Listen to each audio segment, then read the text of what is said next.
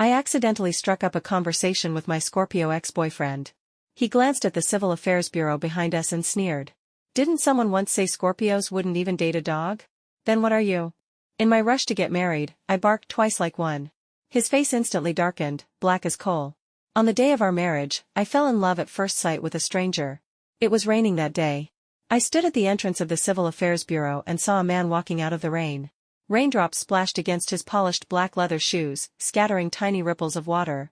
He was dressed in a tailored suit, tall and lean, carrying a black umbrella.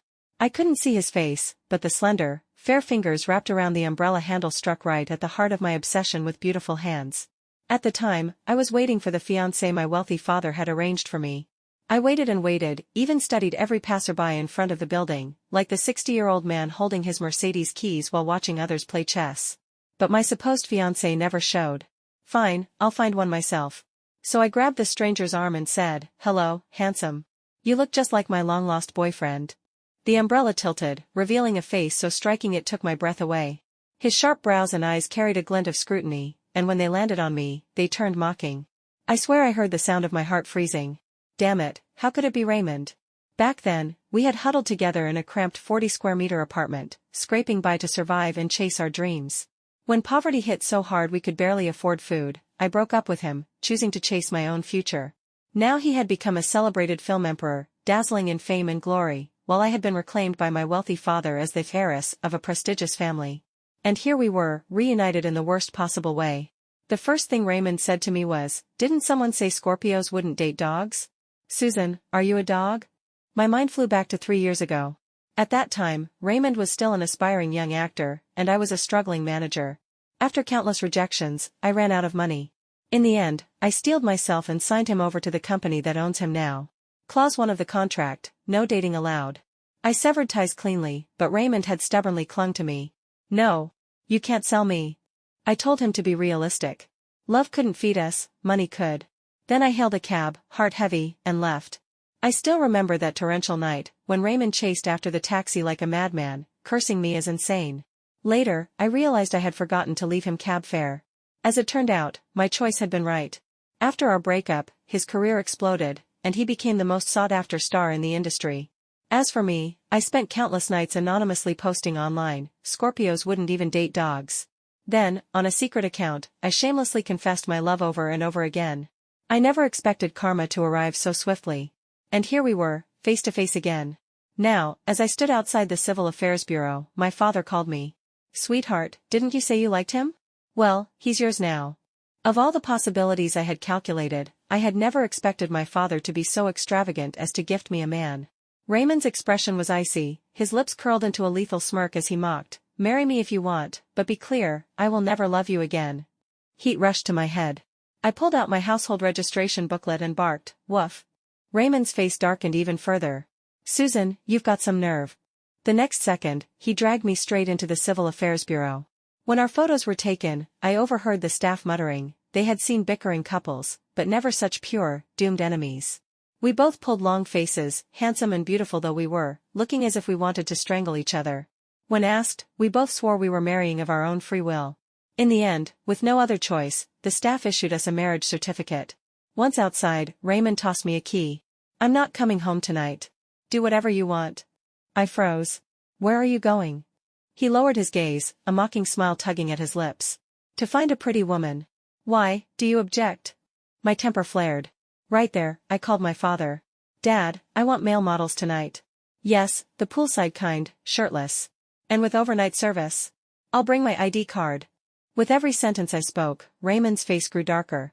Finally, he gave a cold laugh. "Susan, then go die outside if you have the guts." He turned and strode away. After parting ways, I went straight to the hospital. In recent years, my mother's health had worsened. After divorcing my father, she had raised me alone, wandering from place to place, and eventually returned to City A, where she developed chronic bronchitis. Last winter was the worst. She suffered heart failure, spent 3 months in intensive care, and nearly exhausted every penny we had. Fortunately, my father found me and revealed the truth. He owned an entertainment company, and its brightest star was none other than Raymond, the nation's top actor. My heart trembled with both fear and excitement. Excited, because overnight I had become a wealthy heiress, finally free from worrying about my mother's medical bills. Afraid, because I knew one day I would run into Raymond, and when I did, I would surely suffer his sharp ridicule. Not long ago, my father suggested I marry. I agreed instantly. After all, I understood how these capitalists worked. Wasn't it just a marriage alliance? It wasn't like I could take the money for nothing. My best friend laughed at me for selling my soul. But for money, I had once nearly sold a kidney. What was a soul in comparison? When you're on the street eating 50-cent instant noodles for a month to scrape together $5.80, who dares say you even have a soul? That night, my father really arranged a male model party for me. I was taken to a 7-star hotel. The night was alive with neon lights flashing across the pool, pounding music rattling my eardrums. I wanted to shrink back. But then I thought of Raymond, probably nestled happily in some pretty woman's arms, and my anger surged. I gulped down several drinks and threw myself into the crowd. So many people. So much bare skin. I drank until my head swam, giddy with reckless joy. Suddenly, a tall, handsome figure passed in front of me. On impulse, I grabbed him. "Hello, handsome. You look just like my long-lost boyfriend." The man turned his head, looking down at me with eyes full of disdain and mockery. "Susan, if you're craving me, just admit it. No need to say it twice." It was Raymond. Again. Twice in one day, and both times I had flirted with him. Talk about bad luck. I stared at him in shock, hiccuped from the alcohol, and awkwardly pulled my hand back. "Sorry. I mistook you for someone else." I knew exactly how these capitalists worked. Wasn't it just a marriage alliance? It wasn't as if I could take the money for nothing. My best friend laughed at me for selling my soul. But for money, I had once nearly sold a kidney. What was a soul compared to that? When you're eating 50-cent instant noodles on the street, scraping together $5.80 after a whole month of thrift, does that mean you suddenly have a soul? That night, my father actually arranged a male model party for me. I was dragged into a 7-star hotel. Neon lights shimmered across the pool, lasers flashing through the night. Pounding music crashed against my eardrums. I wanted to retreat. But then I thought of Raymond, probably still enjoying himself in the arms of some beautiful woman. Rage surged through me. I downed several drinks in a row and plunged into the crowd. So many people. So much bare skin. I was drunk, dizzy, giddy with reckless joy. Suddenly, a tall, handsome figure passed in front of me. On impulse, I grabbed him. "Hello, handsome. You look just like my long-lost boyfriend." The man turned back, looking down at me with disdain flickering in his eyes. "Susan, if you're craving me, just admit it. No need to say it twice." It was Raymond. Again. Twice in one day, and both times I had flirted with him. Could my luck get any worse? I stared at him blankly, hiccuped from the alcohol, and awkwardly pulled my hand back. "Sorry. I mistook you for someone else. I had my pride, after all." Raymond seized my wrist, his smile sharp and mocking. "Don't pretend, sweetheart. Since you dared put your pig's trotters on me, tonight you'll behave exactly as I say." The kaleidoscope of neon lights swept across his cold, sharp features, deepening the darkness in his eyes.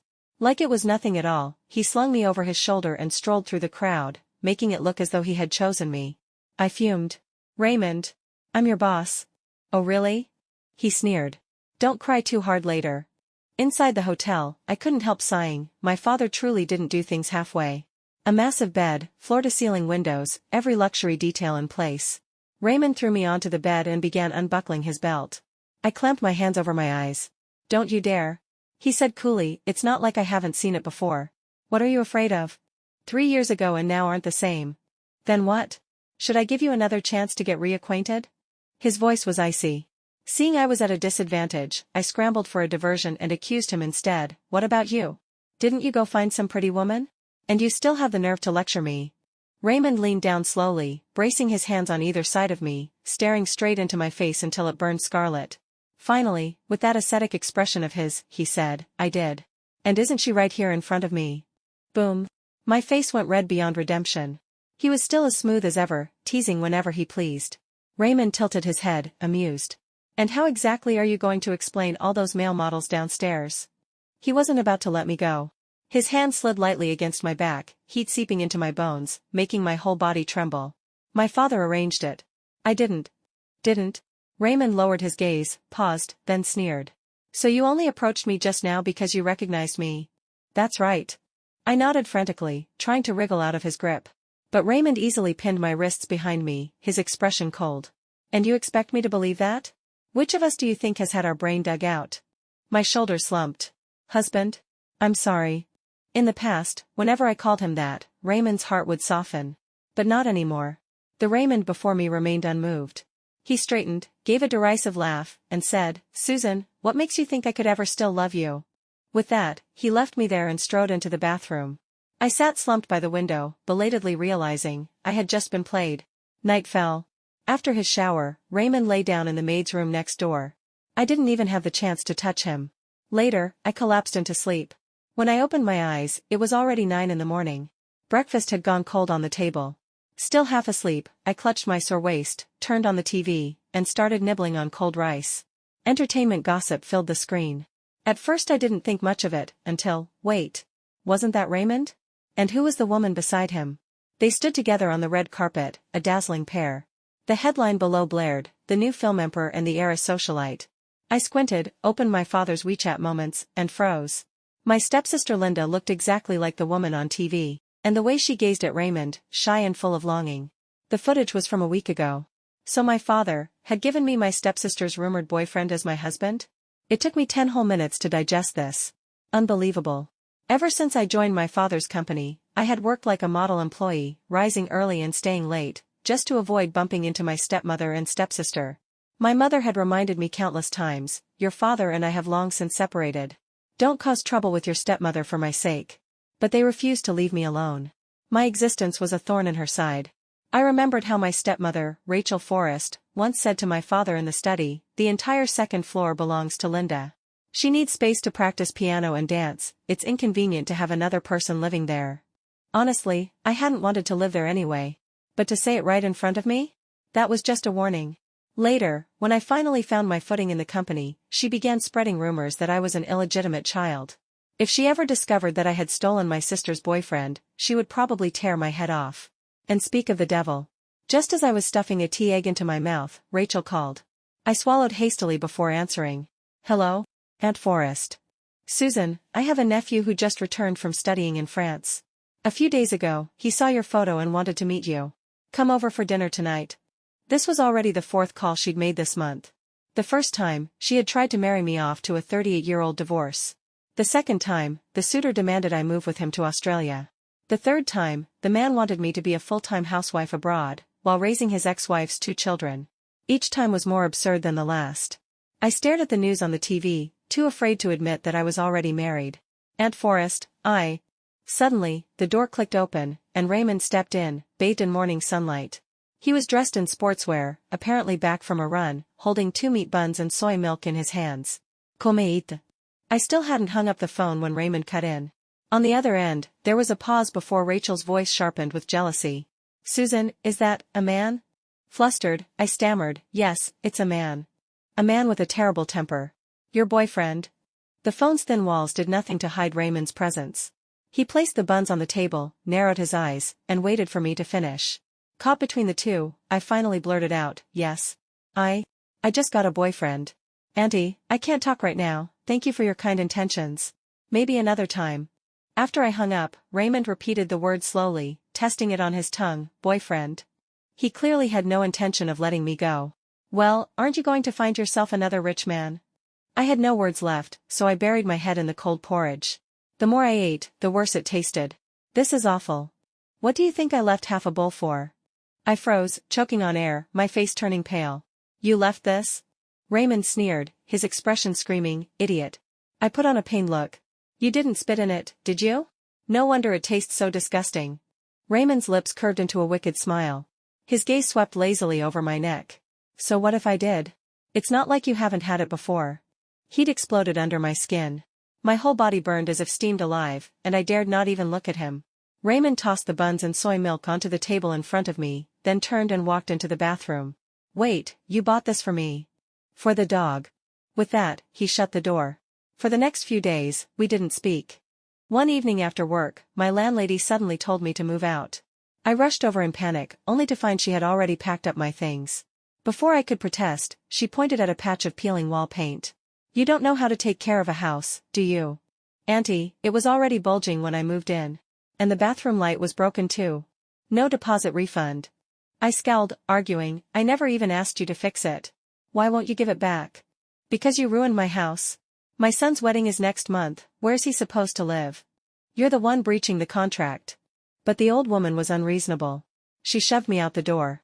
Standing at the threshold, I shouted furiously, "Just wait, I'll sue you." She was holding 3,500 yuan of my deposit, and I hadn't seen a single cent. Enraged, I called a lawyer right then and there. She must have overheard through the door.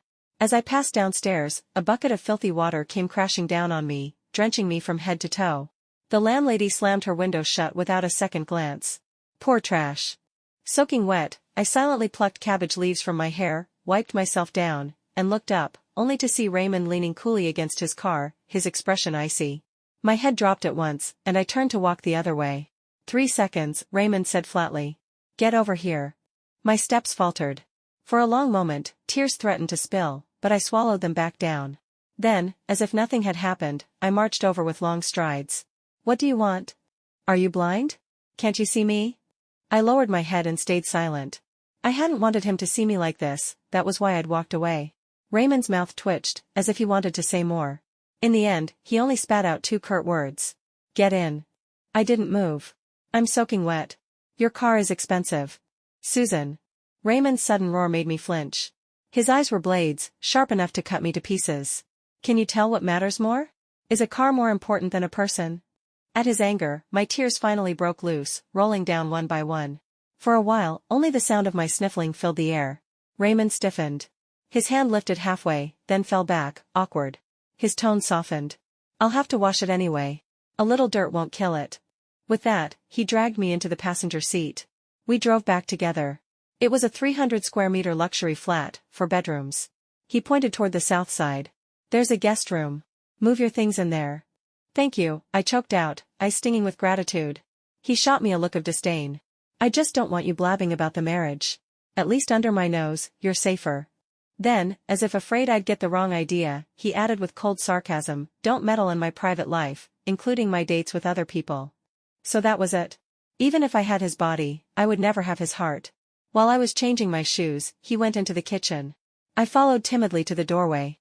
"Let me help you." "Don't bother. I don't need you blowing up the kitchen."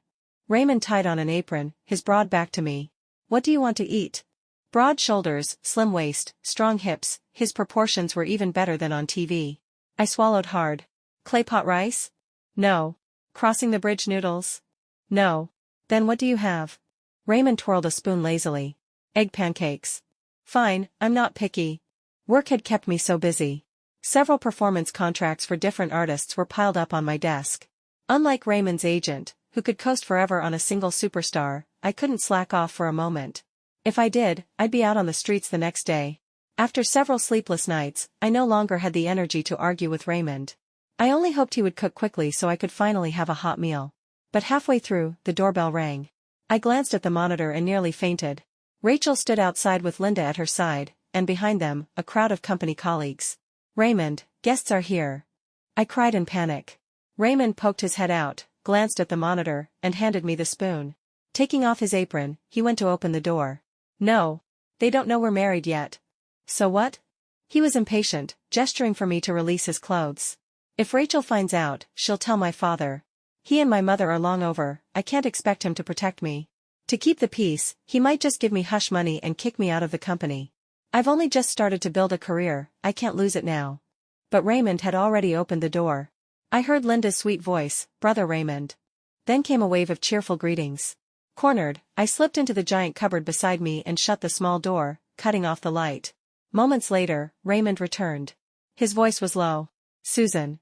I cracked the door slightly. "Leave me alone." He frowned, but when someone outside called his name, he left again. Crouching in the dark, I could hear their voices more clearly than ever. Linda spoke with Raymond like they were close, constantly asking for acting tips. After graduating from college, she had entered the entertainment industry. I remembered her 18th birthday party, a grand affair recorded in a glossy vlog. Her princess gown had been haute couture. With my current salary, even 10 years of starving myself wouldn't be enough to buy a scrap of that fabric. On that same birthday, which was also mine, I had been working at a noodle stall to pay for my mother's treatment, only to be drenched from head to toe by a drunkard with a bottle of beer. But I never hated Linda. It was my father who had lied, promising to give me a big house one day. It was my father who had told me I would always be a little princess. It was my father who had divorced my mother when I was in kindergarten, saying he wanted nothing to do with me. Some people are simply born unlucky. It isn't anyone else's fault. Now, all I wanted was for them to finish chatting so I could escape the suffocating cupboard. But my neck itched more and more, as though something was crawling there. I don't know how long they talked. People kept coming into the kitchen to fetch things. After about half an hour, I heard Rachel say to Raymond, "It's so late. It's unsafe for these young people to go home. Wouldn't it be better if Linda stayed here, in her old room?" My ears pricked up. What? Linda used to live here? Since when? Could their rumors actually be true? Raymond's reply was calm. Fine. He dared say yes. Linda's voice turned coy. Brother Raymond, you still owe me that midnight snack you promised. I'll order you takeout. I couldn't take it anymore. Raymond was doing it on purpose. Despair gnawed at me. My neck was itching unbearably. Another 10 minutes passed before the cupboard door suddenly creaked open. I blinked up at him, pitiful, my eyes brimming as the light stabbed through. Raymond. For an instant, I thought I saw his expression falter, the faintest flicker of pity in his eyes, but it vanished as quickly as it came. It was only because I cried out, "Check my neck, tell me if there's a giant spider on me." Raymond reached over and plucked a white, 8-legged spider from my skin. I nearly ascended to heaven on the spot. If he hadn't covered my mouth, I would have screamed the whole house awake. In the end, I shamelessly curled into Raymond's arms like a wronged little puppy, rambling non-stop. How do you even know Linda? Same company. Then why did she live at your place? Some colleagues stayed over for a gathering. They got used to it. Then why did you order her? Susan, are you jealous? Raymond suddenly cut me off, his dark eyes probing, sharp and inquisitive. I faltered. He had never said he liked me, what right did I have to admit anything? No, I was just curious. Oh. Raymond abruptly stood, tossed me aside, and said flatly, "You don't seem hungry. Go to sleep." So Linda could eat the food he ordered, but I had to go hungry? That night, the wind howled through the window. I tossed and turned, starving, unable to sleep. Every time I closed my eyes, Rachel's words echoed in my head. She probably wanted Raymond as a live-in son-in-law.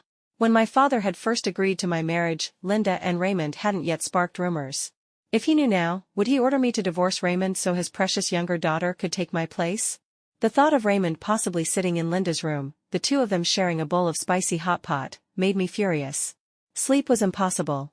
Wrapped in a thin camisole, I quietly opened the door to fetch some water. As I passed the living room, a faint glow caught my eye. Raymond's tall frame leaned lazily against the window. Moonlight painted his profile, chiseled like a figure stepped out of a painting. His gaze was lowered, lost in the smoke curling from the cigarette between his fingers. His silhouette looked lonely. The faint smell of smoke drifted my way, and I couldn't help coughing. Raymond startled, immediately snuffing out the cigarette. He straightened and exhaled, his husky voice curt and rough. "Don't come closer, it's choking." The sound scraped against the night, brushing my heart raw. He turned to face me fully.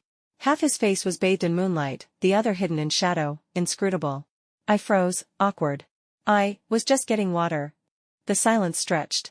The wind lifted strands of my hair, brushing against my back. Raymond folded his arms, watching me from afar. "The cup's behind you." Oh, I turned, poured myself some water, and still felt his gaze burning on my back. Hot. Intense. The nightdress I wore barely covered anything, its low back baring my skin. When I spun around, glass in hand, I met the dark gleam in Raymond's eyes. He hadn't moved, still lounging lazily on the balcony chair, but his gaze was like a wolf in the night, devouring everything in sight. Flustered, I gulped my drink too quickly and choked. Click. Raymond shut the window, strode over, and placed a hand on my back. "What's the rush?" Heat spread through my skin at his touch, goosebumps racing up my arms. The roughness of his palm brushed against me with each pat, igniting a strange fire in my chest. Desire flickered, slowly winding through me. Even after my coughing fit subsided, his hand stayed there, pressed firmly against my back. What about you?" Raymond's tone was calm, his breath sliding down my ear, trailing to my collarbone. "I help you breathe easier, and you don't even say thank you." His hand stroked my back in deliberate motion. "Don't," my body felt unbearably hot. Bracing against his shoulder, I stood on the edge of losing control. "I should go to bed." "All right. I'll go with you." "With me to my room, or with me to sleep?" He didn't wait for my answer. Instead, he scooped me up in his arms and carried me toward the master bedroom. "I don't stay there." "The bed's softer. I'll let you have it." But as we passed a door, it suddenly opened. I panicked, covered my face, and shrank in Raymond's arms, trembling. Please don't let her recognize me." Linda's startled voice chimed, "Brother Raymond, what are you?" Raymond remained perfectly calm. "Putting my girlfriend to bed." My heart pounded so hard I could hear it in my ears.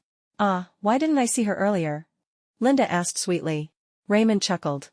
Too shy to come out. Without waiting for her reply, he carried me into the bedroom. Cold sweat soaked my skin from nerves, but Raymond stayed unruffled. He ordered lightly, "Lock the door." I didn't dare disobey. I rushed to bolt it shut, never realizing I had already stepped into his trap. He set me on the bed, bent down, and tucked the blanket neatly around me. Seeing my eyes wide open, he said, "Weren't you tired?" "Sleep. How could I possibly sleep like this?"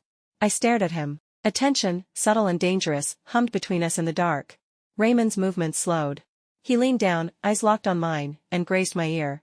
Seeing me shrink, shoulders tight, he smiled faintly. "Little liar. You're not tired at all." My face flamed red.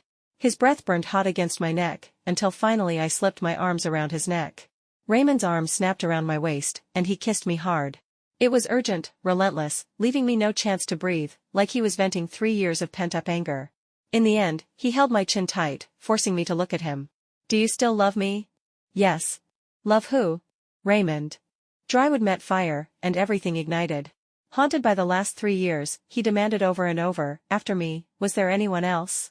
No. Whether he believed it or not, I never knew. But that night, he was merciless. And when it was over, he still held me close, insisting on telling me a bedtime story. I barely heard a word before drifting into sleep. The next day was a rare weekend. I slept until noon. Stretching lazily, I found the house empty, Raymond was gone, and the guests from last night had disappeared. As memories of the night before flashed back, I couldn't wipe the smile off my face. Minutes later, my phone rang. It was the company. The young star I had raised from scratch, George, was a hit. A blazing, chart-topping sensation. I shot upright in bed. What happened? The drama he filmed last year, only 3 episodes in, and it's already exploding. Susan, you're about to rake in a fortune. My long-cherished dream had finally come true. Tears of joy blurred my eyes as I rushed to open my laptop. News articles praising George's performance flooded the screen. Hands trembling, I dialed his number. On the other end, his voice quivered. "Hello, sis. You're famous now, sweetheart." Famous. I scrolled through George's homepage, watching his followers skyrocket by the second. "Wait there, I'm coming to the office right now." Weekend or not, I didn't care. I had to nail the PR so George could ride this wave for the long haul. I shot Raymond a quick text before hurrying out. The office was buzzing. George's overnight success had half the team working overtime. I buried myself in work all morning without even taking a sip of water. By noon, I rubbed my aching neck and finally checked my phone. The chat window was quiet. My last message to Raymond sat unanswered. I called. His phone was switched off. I couldn't describe what I felt at that moment. Just as our feelings had begun to thaw, he disappeared on me. My teammates were exhausted and suggested we take a break in the lobby. At the center of the hall was a massive screen usually used to broadcast our company's entertainment programs. Carrying a cup of brown sugar water, I walked by, only to see Raymond's face suddenly appear on the display. "What's this program?" I asked. "Oh, it's a reality show live stream," someone replied.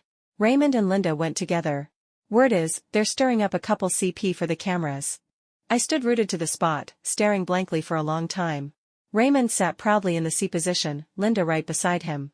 She occasionally interacted with the host, but more often cast shy, lingering glances his way.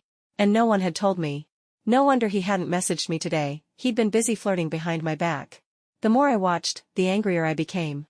In the end, I stormed into the office and buried myself in George's matters. The old saying was true, rely on a man, and even a sow will climb a tree. Just then, my father called. As soon as I picked up, he said, "Susan, I hear George is on fire." "Yes," I replied. If I hadn't fought tooth and nail to keep that drama, the higher-ups would have scrapped his script long ago. There was a pause on the other end. Then my father's voice grew slow and cautious. "Well, your aunt thinks George's momentum is too strong. You're still a newcomer with little experience. From now on, he should be managed by her team instead." I froze. Heat rushed to my head, leaving only a ringing in my ears. "I won't hand him over. Susan. I raised him from scratch. I know his strengths and weaknesses better than anyone. If you want him to keep rising, let me manage him. I'm not asking as your daughter. I'm telling you this as his agent, I will not agree to give him up." My father didn't press further. He only sighed. "Fine. Let's leave it as it is for now." But in the background, I heard Rachel's voice, light and casual as she chatted with someone. "Raymond is so promising. Our Linda really likes him. We should invite him over sometime." I was already annoyed, and hearing her voice only deepened my frown. My father cleared his throat. Susan, your father. Dad, you're not going to make me divorce him, are you? I cut in anxiously, then quickly denied myself. You silly child. Of course not. Marriage is yours to manage. Your father won't force you. Then he hung up, faster than ever. Which only meant he was guilty. I knew it. In the face of his beloved Linda, I would always come second. The air conditioning blasted cold. I sat in silence, numb, not knowing what to say. My phone kept vibrating. Without looking, I answered. My stance is clear. Susan, it's me. Raymond's deep voice flowed through the line. I froze, and the ache in my chest burst loose into a roar. So this is your disappearing act, huh? Last night, you held me in your arms, called me sweetheart, swore we'd never part. And the next day, you act like I'm nothing. If you want a divorce, just say it. Raymond, I hate you. I gasped between sobs. Don't call me again, pretend I'm dead. A burst of electronic music, then Raymond's cough. Sorry. I lost my phone this morning. She hasn't seen me all day, so she's a little emotional. My rant screeched to a halt. Weakly, I asked, who are you talking to? Then a stranger's voice came through, apologies, miss. We're broadcasting live. The office door suddenly burst open. My coworkers rushed in. Sister Susan. Raymond just made an official announcement. Group B's phones are blowing up. Do you know who he said he married? I clutched the phone. My pen slipped from my fingers and clattered to the desk. From the live stream, I heard my coworkers' voices echo. They glanced at the big screen, then at my phone, jaws dropping. For one breathless second, the office went silent. I hung up before anyone could scream. The next moment, the office exploded.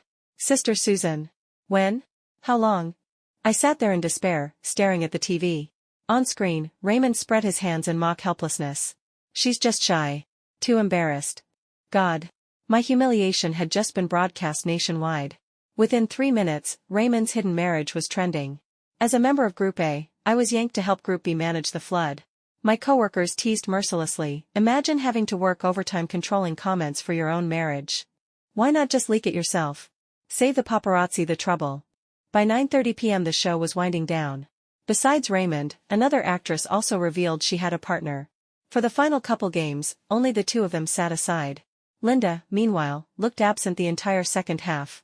The cameras caught several close-ups of her forlorn expression, enough to break anyone's heart. Then my phone lit up again with a strange number. I picked up. Raymond's voice was calm as ever. Phone got crushed when I left earlier. Was this supposed to be his explanation? Oh. I doodled absently on my notepad. Come downstairs, Raymond said. Through the window, I thought I saw his shadow, so I gathered my things and went down. He stood beneath the streetlight, still in his suit from the show.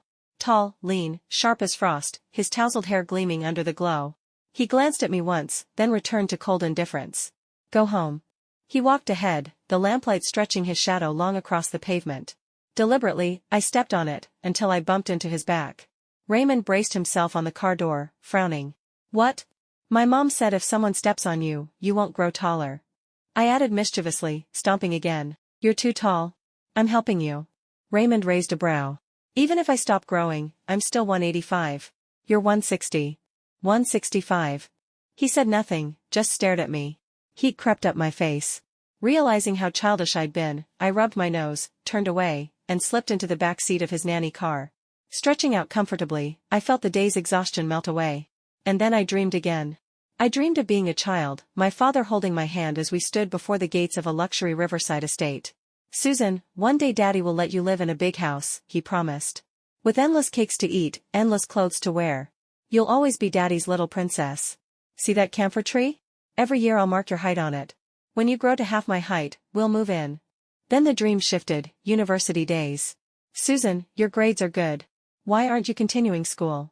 My family has no money. You can apply for financial aid. Teacher, I'm sorry. I have to work. My mother is still in the hospital. I was from a single-parent family. The dream snapped apart. I woke slowly, wiping the wetness from the corners of my eyes. I had been crying again. Raymond sat beside me, speaking briefly on the phone. When he noticed I had woken up, he ended the call in just a few words. The car fell into silence, save for the hum of the tires pressing against the asphalt. You were talking in your sleep, Raymond stated simply. He tapped a button, lowering the window just a crack, letting the wind sweep inside. I'm sorry, I muttered gloomily. Back then? I forgot to leave you cab fare. Raymond drew in a deep breath. Young people always want too much. They dream of both love and a future. But most of the time, you can't have both. If we hadn't broken up then, maybe right now we'd still be hiding away in some basement, struggling just to survive. Honestly, I should thank you. Without you, there would be no me today. It was the first time Raymond had spoken so much to me. I blurted out, so what are you now, grateful? Or do you actually love me? His lashes lowered. What do you think? I choked on my words, bored by his evasiveness. He pulled out a cigarette, holding it between his fingers but not lighting it. By the way, 2 years ago, did you work at the science park? Yes. At the time, we'd only been broken up for half a year.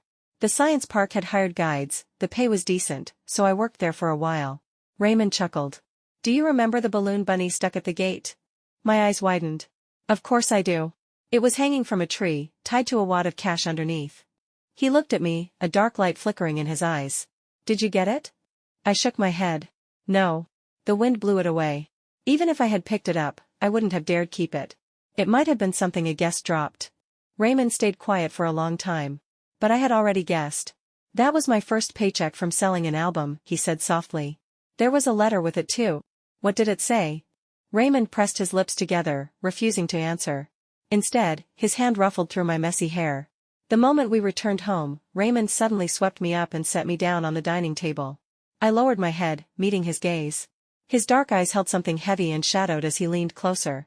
I knew what he wanted. My fists tightened nervously, but before I could speak, a voice interrupted. You too. A stranger's voice came from the living room. Still in Raymond's arms, I looked up and saw his manager standing there, along with Rachel. Raymond immediately shifted to shield me, his tone sharp. How did you get in? You never changed your passcode, the manager said. Rachel, however, was already furious. She stormed toward me, her voice shrill. Stealing your sister's man, do you have no shame? I raised my hand, flashing the ring on my finger. Aunt Forrest, I'm married. My father. Don't call him your father. Rachel snapped, her mask torn away.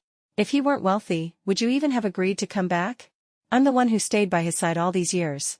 Linda is his only daughter. We are the real family. Her words hit me like a slap, leaving me speechless.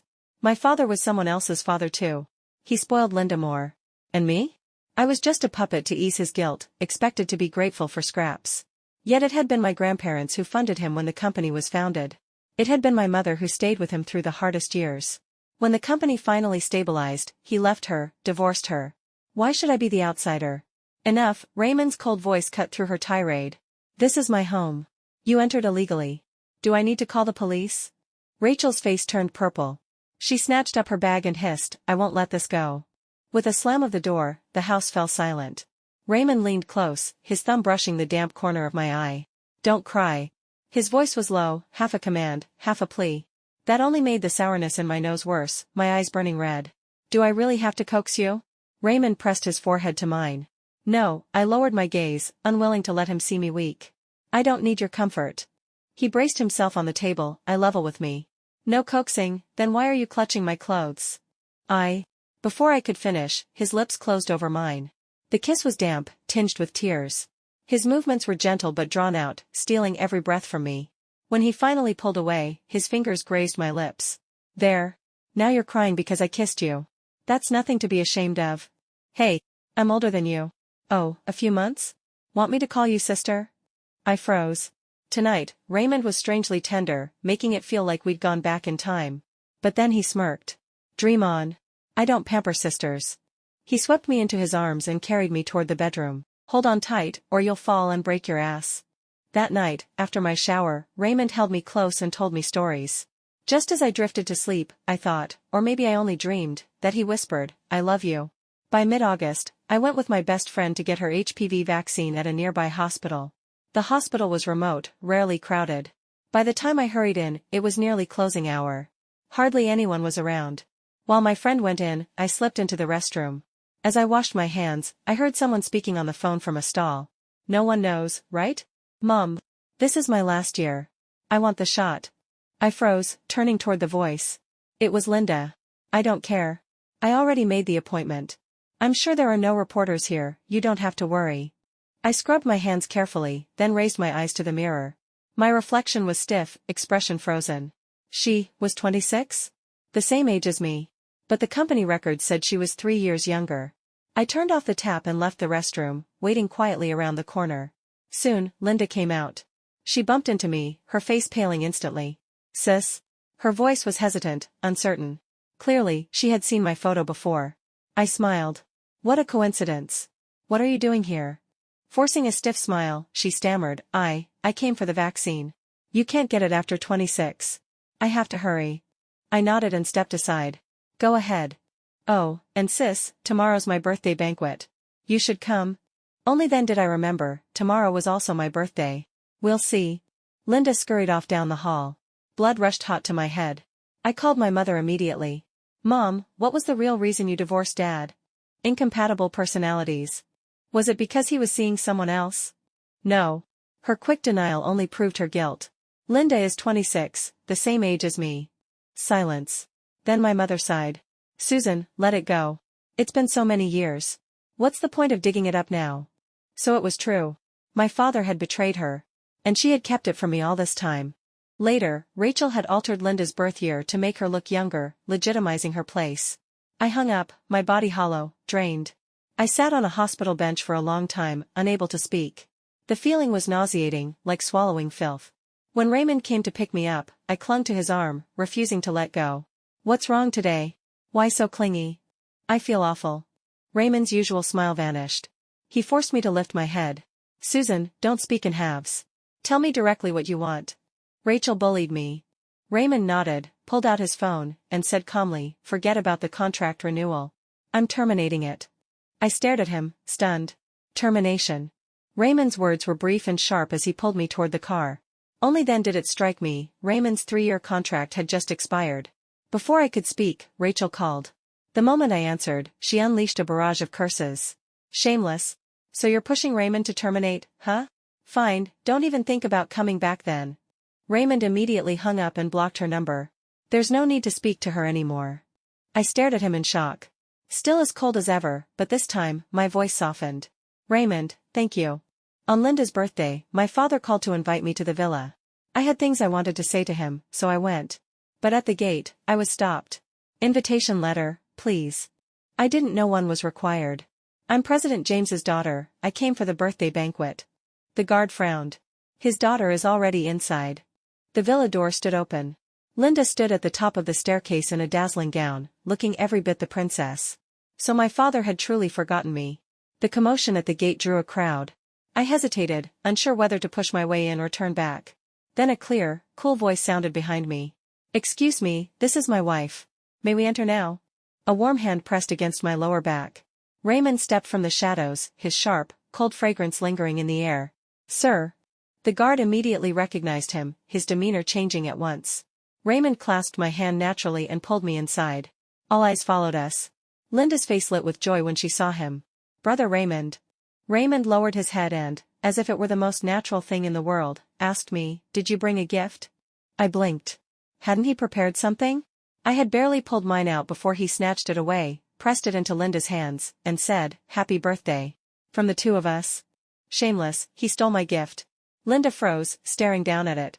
Raymond turned back to me. "Weren't you going to talk to your father? The sooner the better." "Right." I climbed to the second floor. Just as I raised my hand to knock, Rachel's voice carried through the door. "She's secretly married, obviously aiming for the inheritance. Back then you were too busy with work, while Linda stayed at home waiting for you. Now you'd actually divide money to that girl? Has your conscience been eaten by dogs?" My father's weary voice followed. "She's my daughter too. Her life has not been easy. She didn't grow up with you. She won't support you in old age. If her life is hard, that's her useless mother's fault. Linda is your real daughter. We are your real family." My hand froze midair, then slowly dropped. "Honey, I know. I just feel sorry for me. I married a divorced man. Haven't I suffered enough?" Yes, you're right. You think I care about your money? I only want what's best for Linda. And Raymond is a fine boy. Make Susan divorce him." "No." My father's voice hardened. "Stay out of their affairs." "How dare you? Raymond's leaving the company because of Susan. You handed George to her already, and now Raymond too. When you're gone and the money's gone, she'll control everything, and Linda and I will have nothing." "Enough. Her grandparents invested in this company. And she's my daughter. She has every right to those shares." Rachel's voice rose to a shriek. James, I must have been blind to marry an old fool like you. Her footsteps stormed toward the door.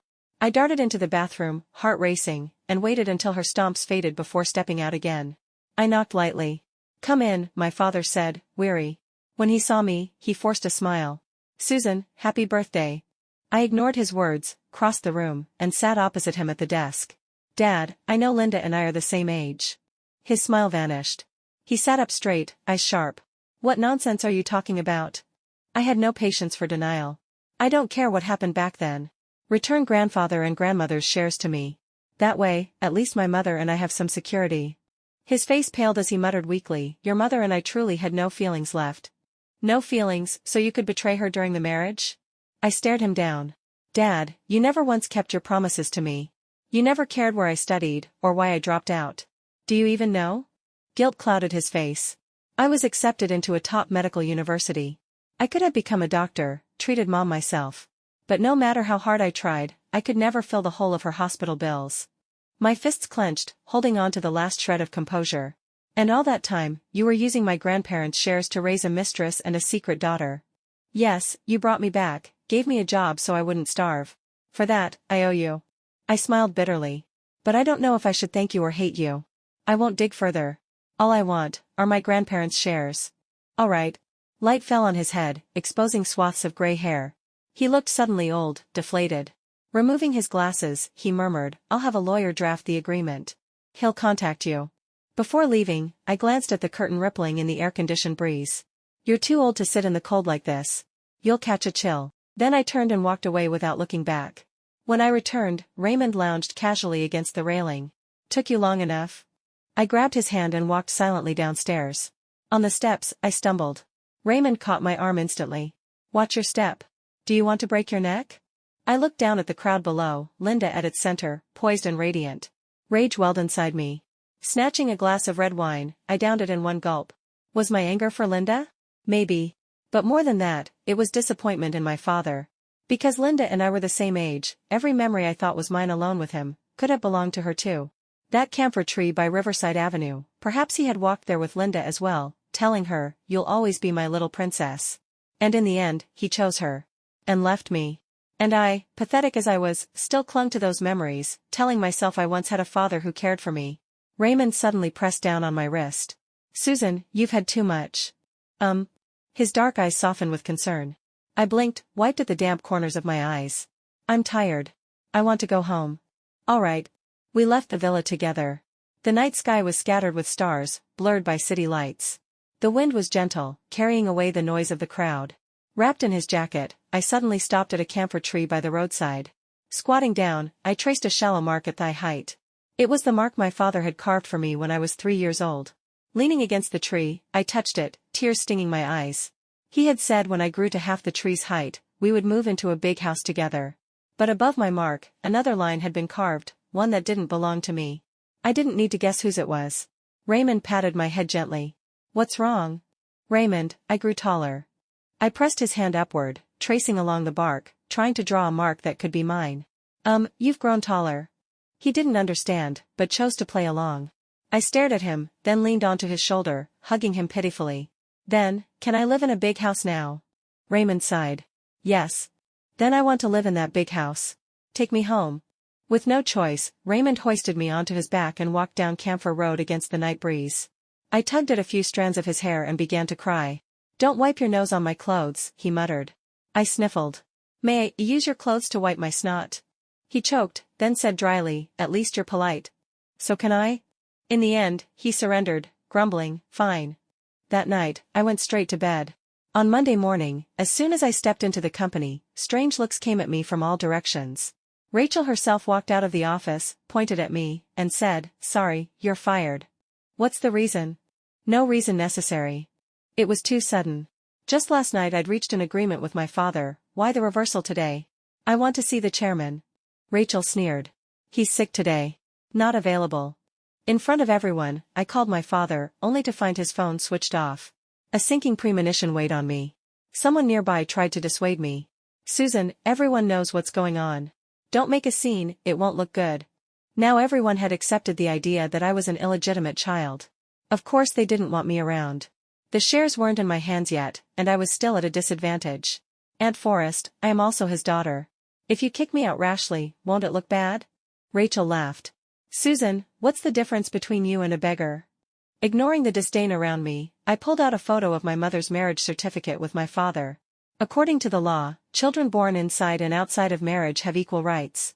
So tell me, if even an illegitimate child has rights, why would I, who was born during their marriage, be called a beggar by you? People exchanged awkward glances, curious but afraid to look too closely. Calmly, I uploaded the photo to the company group chat. Aunt Forrest, just because I haven't fought before doesn't mean I can't. Now, I demand to see my father immediately. Impossible. Rachel snapped. He doesn't want to see you. It's been 18 hours since I last saw him. If I don't see him now, I'll call the police. What right do you have? Because I'm his daughter. Even if he doesn't want to see me, I'll hear it from the police directly. I held my phone to my ear. If you refuse to reveal his whereabouts, I have reason to suspect you're holding him illegally. Rachel's expression turned murderous, as if she could flay me alive. But in the end, she gave in and ordered Brother Paul, take her there. No. Give me the address. I'll go myself. The address was a hospital. I glanced at Rachel, searching her face. She hedged, he's sick. He'd better be. At the elevator, I ran into Linda. Light makeup, freshly manicured nails glittering with rhinestones, her look polished to perfection. When she saw me, her lips parted, words faltering. I gave her only a passing glance and brushed by. Sis. She suddenly called out, her voice uncertain, almost timid. We've never had a meal together. A spoiled princess who had never grown up. I turned back, reminding her, Dad's sick. He's in the hospital now. Her eyes widened in shock. Why don't I know about this? I gave her the address. After a moment's hesitation, she said, I have a performance later. I'll go tonight, I promise. I almost laughed. The irony was unbearable. Brother Paul messaged me briefly on WeChat. That day, the chairman had lost his footing on the stairs, fallen, and suffered a cerebral hemorrhage. He was still unconscious. Raymond took me to the hospital. In the doctor's office, I could see my father through the glass, lying in the ICU bed, tubes everywhere. The prognosis is uncertain, the doctor explained. You must be prepared, he may end up in a vegetative state. I want to know what caused it. The doctor pointed at the scans. We suspect a sudden spike in blood pressure leading to intracranial bleeding. Did he argue with anyone beforehand? My chest tightened. No, but I did say some harsh things to him. The doctor nodded. It can't be ruled out. But thinking about that now is meaningless. We'll do everything we can. Thank you. When I stepped outside, my mind was in chaos. Raymond stood at the end of the corridor, his white shirt framing his tall figure, the sunset glowing behind him. He turned, lifted a hand. Come here. Few words, but when his eyes met mine, his hand brushed my cheek. What did the doctor say? Cerebral hemorrhage. Caused by anger. I closed my eyes, waiting for the dizziness to pass. Raymond, that day in the study, I said awful things to him. Do you think it was because of me? No, Raymond pressed his forehead to mine. Brother Paul said he collapsed while going downstairs. Maybe he already had a lesion, and it just happened then. Shh, his low voice quieted my spiraling thoughts. It wasn't you. Don't overthink. Focus on his treatment. He'll recover. Somehow, his words calmed me. After that, I visited the hospital every few days. One day, a young nurse shook her head at me. Are you your father's only family? No. Strange. Then why are you the only one who's come all this time? I just smiled and stayed silent. Rachel abandoning him here, I hadn't expected that. So when my father finally opened his eyes, I was the only one there to see it. He stared at me for a long while. I wore protective gear and borrowed a pen from a nurse. Kindly, she also handed me a whiteboard. If he has something to say, let him write it down. Better than keeping it inside. My father gripped the pen, scrawling messy lines. For a while, I couldn't read it, until Raymond murmured, I think he's writing, Rachel. A heaviness sank in my chest. You want to see Aunt Forrest? At once, his emotions flared. He shook his head violently, choking sounds rasping through the tubes in his throat. All right, not her, I soothed, wiping the board clean. Then he scribbled a crooked word, move. You want Aunt Forrest to move out? He hesitated, nodded, then shook his head. Raymond studied it, then suddenly asked, Does Aunt Forrest have another man? My father's gaze snapped to him, gripping the bed rail so hard his knuckles turned white. He nodded. The heart monitor spiked, alarms shrilling. Doctors and nurses rushed in. But my father clutched my hand desperately, as if trying to tell me more. Please step out, the patient is too agitated, a doctor ordered. I stepped out, watching as the readings gradually steadied. My heart eased slightly, and I exchanged a glance with Raymond. So my father's illness was because of Rachel. Raymond lowered his voice. It seems so. I'm worried she'll transfer assets, especially since your argument with him the other night. Rachel was provoked. She'll likely try to swallow his estate. The most important thing is for him to recover. But the next day, when I went to see him, the doctor told me he had been transferred. He could walk. No. His condition isn't good. But the family insisted. We had no choice. It turned out Rachel had taken my father away while we weren't paying attention. At the same time, she bribed paparazzi and began smearing me and Raymond online. She exposed my parentage first, painting me as a scheming woman out to seize the family fortune. Linda's fans quickly dug up my private contact information. Die, you bastard. You're just like your mother, a whore. Every day, I was bombarded with abuse and insults. Old photos of Raymond and me surfaced, branded with accusations that we were conspiring together to cheat for money. His studio, which had only just gotten started, was forced to suspend operations. Those days, Raymond was running around endlessly, yet we couldn't find a trace of my father's whereabouts. One night, my mother called. Susan, I found your father. He's at a rehab center in the suburbs. He's not doing well. She had once stayed in a rehab center herself, so she still had connections. That very night, Raymond and I drove out immediately. My mother's friend greeted us at the entrance. You should prepare yourselves. Raymond squeezed my hand, giving it a reassuring pat. Don't be afraid. The moment we stepped into the room, the stench hit us. My father lay on the bed, eyes closed, frail and skeletal. I went closer, whispering, Dad. He seemed to hear me, his eyelids twitching, but he didn't open them. My mother's friend explained, since he came here, his wife refused all medical care. He used to be able to say a few words, but now he has bed sores, systemic infection, and his mind is failing again. You need to be prepared. I didn't know how to feel. Was this retribution? Rachel had stayed by his side all these years, and in the end, she wanted him to die. But I had never hated him enough to wish for his death. I want to transfer my father back. Right now. Raymond had already arranged everything with a hospital. An ambulance was on the way. But the director of the rehab center hesitated. Who are you to the patient? I'm his daughter. Did you discuss it with his wife? He pushed up his glasses, looking apologetic. After all, she brought him here. We need to answer to her. Call her. I'll speak with her. At 10 o'clock that night, Rachel picked up. Her voice was groggy, tinged with impatience. What now? Didn't we agree not to treat him? He's dying anyway. The phone was on speaker, and the director looked at me awkwardly. I leaned closer, my tone calm. Aunt Forrest, it's me, Susan. Silence. Then her voice rose sharp and shrill. What are you doing there? I never thought you'd be capable of this. You've nearly killed him. I sat back down, composed. Now, I'm taking my father back. I don't agree. It's not that I don't want him treated, but his body can't handle a long trip. If you move him back to the city, you'll kill him. Aunt Forrest, I've recorded everything you just said. Online, you've painted me as unfilial, greedy for inheritance. If this gets out, how do you think people will curse you then? You can't use illegal recordings as evidence. Maybe not in court. But the internet won't care. Linda's career is on the rise. What if your words ruin her reputation? After a brief standoff, Rachel relented. The director quickly ordered the transfer procedures. The night air was heavy. I stood in the corridor, gazing out the window, weighed down by thought. What are you thinking? Raymond came to stand beside me, both of us leaning on the glass to watch the moon. The breeze drifted in, carrying the heat away. A halo circled the moon. Just now, facing my father, I couldn't shed a single tear, I said with a strained smile.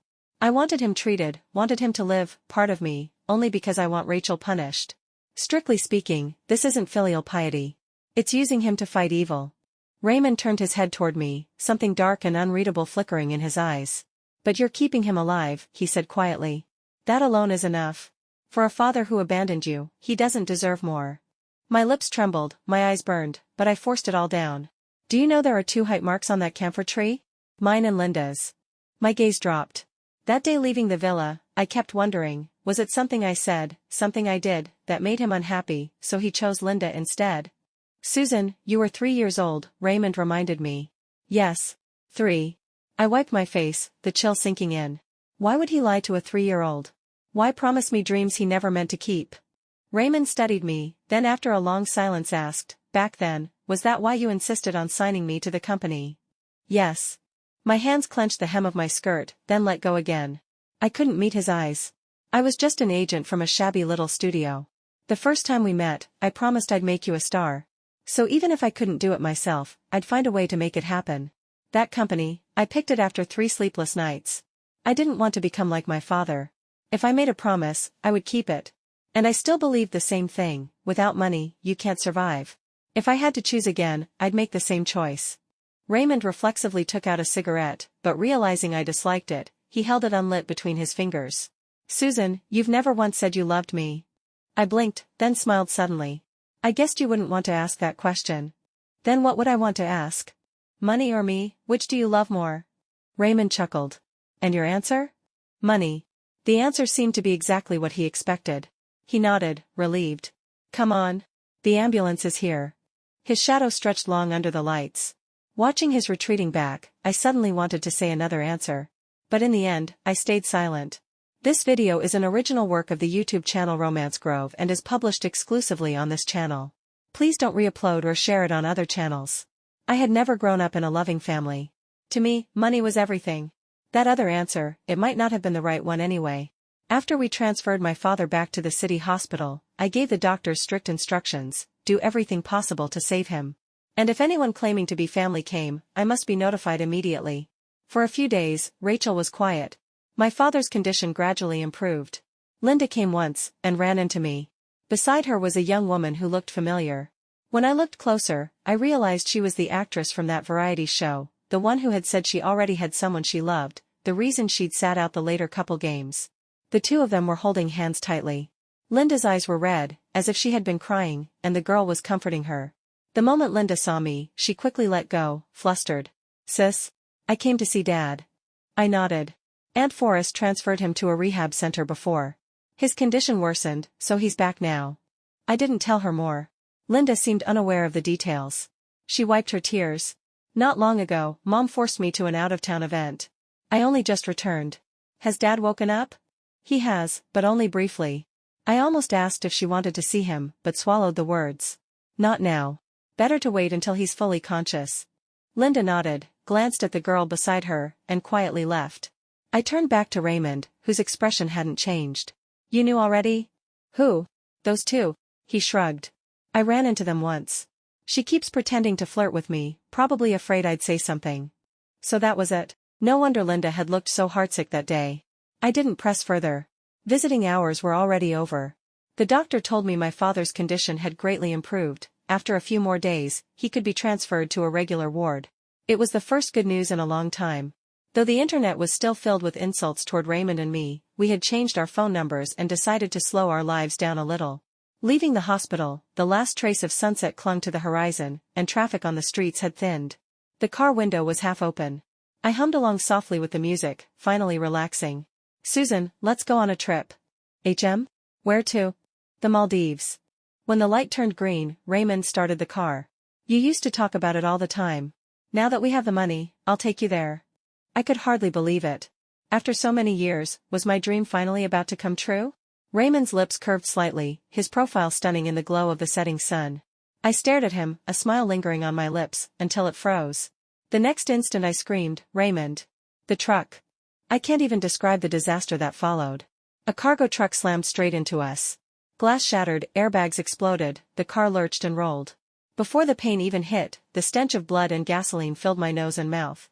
I was dazed, stunned, unable even to feel fear. Shards of glass pierced my face. I watched Raymond pinned between the seat and the airbag. When the chaos finally stilled, his eyes were closed, motionless. Agonizing pain surged through me. My limbs, my torso, my head, all throbbed. Blood blurred my vision until all I saw was red. Trapped in the wreck, I opened my mouth, but no sound came out. Panic swallowed me whole. Raymond is dead. I'm going to die too. My body grew cold as I clutched his hand, tears slipping down my cheeks. At some point, a hand reached through the broken window. Then, everything went black. I fell into a nightmare. Blood was everywhere. Raymond, mutilated, sat in a wheelchair, screaming at me. He blamed me for ruining him. If he hadn't gone with me to the hospital, he wouldn't have been in the crash. I tried to explain, but I had no body, only two helpless hands reaching out. Suddenly, a blinding light pierced the nightmare, forcing me to squint against its sickening glare. The noise around me sharpened, turning into words I could understand. The patient's consciousness is returning. Susan, wake up. Open your eyes. That one voice dragged me back to life. I gasped desperately for air. Doctors in white coats crowded my vision. Raymond. What did you say? One leaned closer. My husband. This time she understood, though she didn't answer directly. Instead, she ordered, send her out. Then, leaning close to me, whispered, girl, your life has been saved. No limbs lost. Just focus on recovery. But I couldn't rest easy. I clung to her sleeve. My husband. She hesitated, then said, he's alive. Don't worry. I didn't know how badly I was injured. For 7 days, I drifted in and out, staring at the ceiling, forbidden from getting out of bed. They told me I had multiple fractures and needed complete rest. Every day, the staff tried to comfort me. Every day, I asked about Raymond. One careless turn slipped, letting me realize his condition was probably worse than they admitted. Later, my mother came to see me. She sat and spoke for a long while before suddenly turning to the future. When you recover, live like a normal woman. Have a life. Get married. I clenched the bedsheet in silence, gritting my teeth. Finally, with a hoarse voice, I whispered, Mom, put my wedding ring back on me. She went quiet. There's no need, not for one man. I turned my head, a tear sliding down. This life, I'll only marry once. Put it on me. With a sigh, she gave in. I remained in the hospital for a long time before I was finally allowed to use a wheelchair. In the mirror, I didn't look much different than before. I asked to see my attending physician. Now can you tell me about my husband's condition? He said, he's been discharged. The crash injured his spinal cord. He can't walk, so he's gone to a larger hospital for rehabilitation. Hearing he was alive, I finally exhaled. That night, I called Raymond. It rang for a long time before he picked up. His once clear voice was rough, tired. I gripped the phone tightly. Where are you? Overseas. How are you now? He seemed reluctant to talk about it. Managing. The accident had made us strangers. Just like in my dream, he must blame me. I'm sorry, I whispered. After 10 seconds of silence, Raymond sighed. All right. I won't object. What? He laughed bitterly. Didn't you want a divorce? I won't object. A hot fury boiled out of me. Raymond. Are you insane? Tell me your hospital now before I come there and slap you. He seemed stunned, then hung up on me.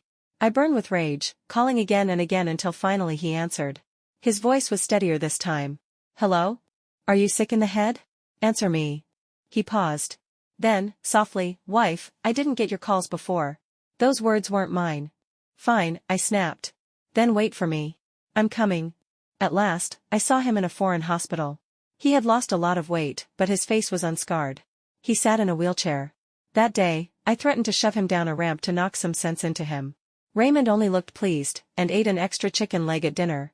That night, the two of us shared a narrow hospital bed. He held me close. Susan, if I can't stand again, what will you do? Don't slack off. You stood today, you'll stand tomorrow. Even a mule won't drop dead pulling a millstone. You won't either. He touched the diamond ring on my finger. Susan, that crash, it may not have been an accident. Deep down, I had already suspected. After our accident, Linda had taken over my father's care, and his health had miraculously improved. Rachel would never allow Linda to save him, I said slowly. Could it be? Linda found out something? We didn't bring it up again. Right now, recovery mattered most. By early summer, Raymond's rehabilitation was going well. He could stand, even walk. Though his back still ached when it rained, at least no permanent damage was left. When we returned home, I hesitated for a long time before asking Linda to meet me for a meal. After half a year apart, she hadn't changed much. But when it came to our father, she hesitated, words half swallowed. In the end, she said little, only that our father and Rachel were divorcing. As she left, she suddenly called out to me. Sis, I'm sorry. But she never explained why. In late June, Rachel was suddenly taken away by the police. The truck driver who caused the crash had accused her of hiring him to kill. The intended victims were me and Raymond. At first, Rachel stubbornly denied everything. But when she was arrested, she happened to see Linda kissing her female friend at home. Rachel lost control. Faced with the evidence and witness testimony presented by the police, her defenses finally collapsed. She confessed to it all. When the case reached the public eye, it appeared only as a short official notice. Still, sharp-eyed netizens pieced together most of the truth. Overnight, the tide of online abuse against me and Raymond vanished, replaced by endless speculation. Our saga became another chapter in the gossip of wealthy families. Naturally, suspicion also fell on Linda.